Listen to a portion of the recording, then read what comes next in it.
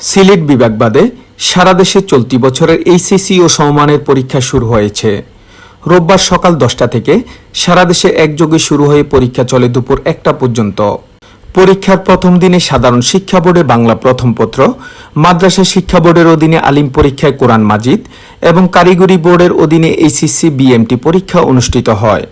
এরই অংশ হিসেবে কুমিল্লা বোর্ডের আওতাধীন কুমিল্লার নোয়াখালী, ফেনী, ব্রাহ্মণবাড়িয়া, চাঁদপুর ও লক্ষ্মীপুর 6 জেলার 193 কেন্দ্রে একযোগে অনুষ্ঠিত হয় এইচএসসি পরীক্ষা। এবছর এ বোর্ডের 432টি প্রতিষ্ঠান থেকে 1,13,301 জন পরীক্ষার্থী অংশ নিচ্ছে। কুমিল্লা শিক্ষা বোর্ডের পরীক্ষা নিয়ন্ত্রক ডক্টর মোহাম্মদ আসাদুজ্জামান বলেন, এবছর এ বোর্ডে পরীক্ষার্থী ঝরে পড়ার সংখ্যা প্রায় 50 থেকে 60 হাজার। প্রতি বছর এ সংখ্যাটা থাকে, কোভিডের পরে একটু বেশি বেড়েছে। পিছনে অনেক ধরনের প্রেক্ষাপট রয়েছে বা আর্থসামাজিক কারণ রয়েছে, গবেষণা ছাড়া বলা যাবে না। গত 8-10 বছর যাবৎ ছেলেদের তুলনায় মেয়ে পরীক্ষার্থীর সংখ্যা বাড়ছে। থেকে এইচএসসির পার্থক্যটা হয় 50 থেকে 60 হাজার গড়ে একটা পার্থক্য প্রতি বছরই থাকে। এটা শুধুমাত্র এই বছর যে এরকম না, এটা বরাবর আগে থেকেই দেখতে পাবেন যে এই পার্থক্যটা আছে। করোনার পরে একটু বেড়েছে বেশি, আর হয়তো এটা আর্থসামাজিক কারণ আছে, আমরা তো ওগুলি ডিটেলস গবেষণা না করলে বলতে পারবো না। এগুলির পিছনে অনেক ধরনের প্রেক্ষাপট আছে বা থাকতে পারে। গত 8-10 বছর যাবতই মেয়ে পরীক্ষার্থীর সংখ্যা বাড়ছে, অলমোস্ট 1.5 গুণ মেয়েদের সংখ্যা ছেলেদের থেকে।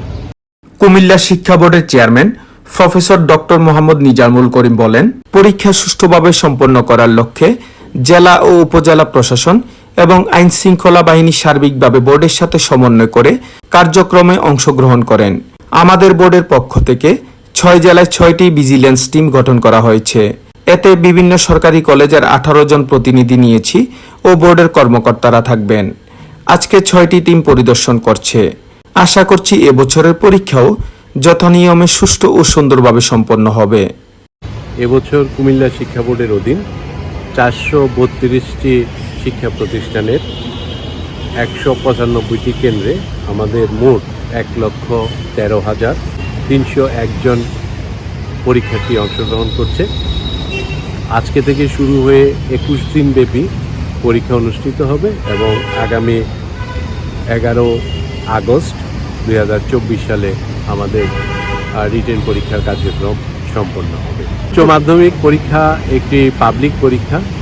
পাবলিক পরীক্ষা আইন এবং পাবলিক পরীক্ষা পরিচালনার যে বিধি রয়েছে সে মোতাবেক স্থানীয় প্রশাসন, বিশেষ করে উপজেলা নির্বাহী অফিসার, জেলা প্রশাসক মহোদয়গণ এবং আইন শৃঙ্খলা রক্ষাকারী বাহিনী, তারা সার্বিকভাবে এই কার্যক্রমে বোর্ডের সাথে সমন্বয় করে অংশগ্রহণ করেন এবং আমরা সুষ্ঠু সুন্দরভাবে পাবলিক পরীক্ষা পরিচালনা করে আসছি।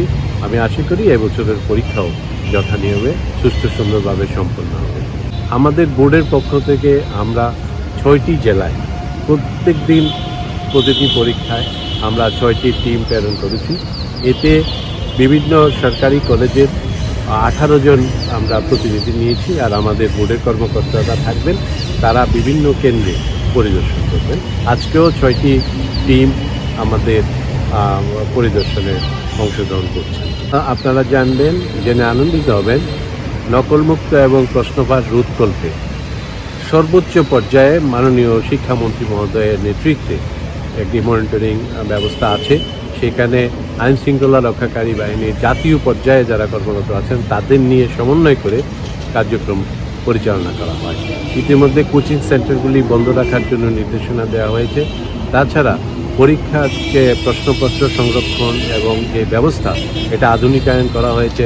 অ্যালুমিনিয়াম ফয়েলে খামবদ্ধ করা আছে, যেটা খোলার কোনো সুযোগ নেই এবং কেন্দ্র ভারপ্রাপ্ত কর্মকর্তা এবং প্রশাসনিক যে তত্ত্বাবধান সেটা জোরদার করা হয়েছে। সুতরাং আমরা আশা করি এবারও প্রশ্নপত্র ফাঁস কিংবা নকলের কোনো সম্ভাবনা থাকবে না। প্রাকৃতিক দুর্যোগ আমাদের একটি দৈনন্দিন চ্যালেঞ্জ। ইতিমধ্যে সিলেটে বন্যার কারণে পরীক্ষা পিছিয়ে দেওয়া হয়েছে। সিলেট শিক্ষা বোর্ড, মাদ্রাসা শিক্ষা বোর্ড, কারিগরি শিক্ষা বোর্ড। কুমিল্লা অঞ্চলে আমরা সার্বক্ষণিক যোগাযোগ রেখেছি। প্রাকৃতিক কারণে বা বৃষ্টির কারণে জলাবদ্ধতা, বন্যার কোনো আশঙ্কা নেই এবং দুর্যোগের কোনো আশঙ্কা নেই। অন্য বোর্ডেও যথানিয়মে পরীক্ষাগুলি চলমান রয়েছে।